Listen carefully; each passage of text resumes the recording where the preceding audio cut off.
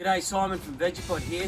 Let's take you right from the start, the out of box experience. So you should receive your kitchen garden like so. It'll be white if it's a white unit, it'll be black on the front if you have a black unit. Also you can check via the dots to know which colour you are getting. Once you get it home, we shall open it up. You should have a foam protection piece at the top. You'll also have the recyclable plastic that covers the hood. There will also be a foam piece at the bottom which would have protected the base. Pull it out and it will already be shut, of course. Again, dispose of that recyclable plastic. First thing to do, of course, is to lift up the hood. Your levers should be at equal and opposite locations. If you're getting close there, Mel, you'll see it should be on the unlocked extreme, not the locked extreme. Leave them on unlocked, both ends, and it should be able to gently come up and down. Now you'll notice there, one key issue is to make sure that your hands keep the hood at a relatively 180-degree straight line. If you have them one going up before the other, it will become awkward to lift up. So just keep it nice and smooth and straight. When you get it to the level at which you want to lock it off, say there, pull them both in the same direction to the lock position. So again, you're moving these in the same direction. Don't use your hands and the same movement. They've got to go both to the right or both to the left. So unlock, down she goes. Bring it up evenly, lock it off wherever you want to. That should give you enough space at least to start working with, but you can do it to the extremes. When you're pouring the soil in, you might as well have it right up to its most extreme. So you notice there I'm lifting it up to all three. When I say all three sections are exposed. And that's why we have 3 clicks with these, because you are locking or unlocking each of the extender. So 1, it's an audible click, 2 is unlocking the second one, and 3 unlocks the third. So they're all going down. So we bring it up again, only bring it around once, you're only going to lock 1. Unlock, bring it up more. So as you can see, you can constantly adjust it. So bring it right up to give yourself enough room whenever you're planting or pouring the soil in.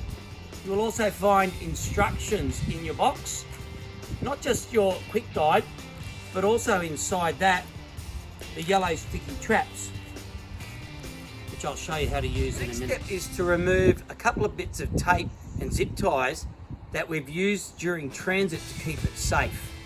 The 2 bits of tape are firstly, one down in here, Mel, the white tape, which is holding the reservoir in, and the other tape, which is also covering the water gauge. Third thing is to cut the zip ties from underneath. Now we've taken the tape off, you can have a look at a couple of the components inside if you wish. One being the water housing. You can pour water directly into here, of course, which we'll discuss later, and the water gauge. And below is the self-watering reservoir, the wicking bed tray. Underneath the wicking bed tray, you can also see the overflow hole. Underneath the overflow hole, we have it pre-plugged with the rubber plug there. We suggest you leave that in, otherwise your overflow will flow out onto your kitchen benches or wherever else. Leave that in there, but if at any point you do wish to release the water, you simply take your kitchen garden to such a place and pull the plug Before you out. soil in, I suggest you give yourself as much room as possible down here by bringing the hood all the way up. So bring your levers into the full unlocked position. Gently slide it up evenly and smoothly all the way to that 1 foot height and lock it off to the full mark.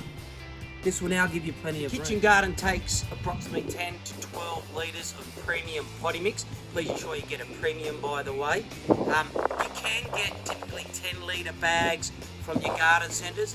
Great size to pour straight in. If you are using your typical 25 to 30 litre bags like this Vegepod Premium Potty Mix, just make a small opening at one end, just so it pours out in a controlled fashion and not all over the place.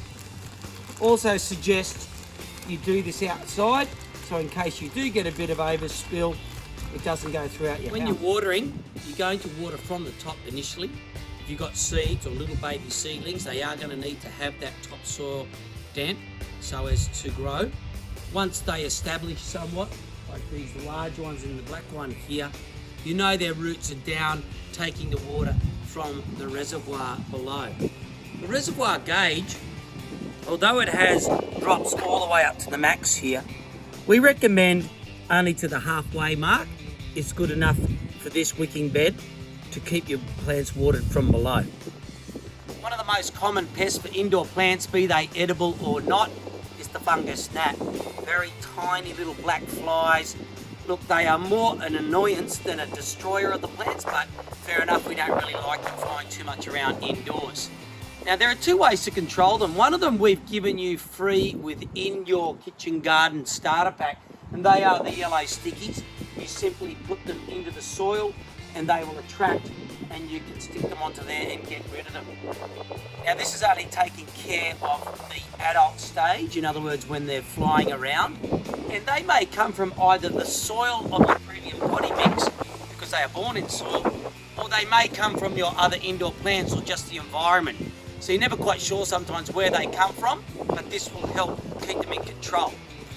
The other way is through our perlite insect deterrent. Now, this is an option that you can buy through the Vegepod website. It is a super fine grade of perlite, and that's for a reason.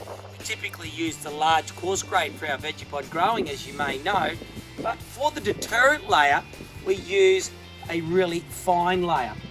And what it does, it stops both stages of the life cycle. One, it stops the babies, i.e. the larvae that have been born in the soil, from coming up, from purely a barrier. The adults also don't like to come down and land on the dry perlite. Now, perlite is it's inert, doesn't have any chemical properties, it's organic, it's safe for you, just don't breathe it in. But you can just form a nice 2mm layer, you can get in there, all over the soil until you cannot see any soil left, and obviously that'll take a bit of time to go around to create that barrier and to create something that the adults do not want to come down.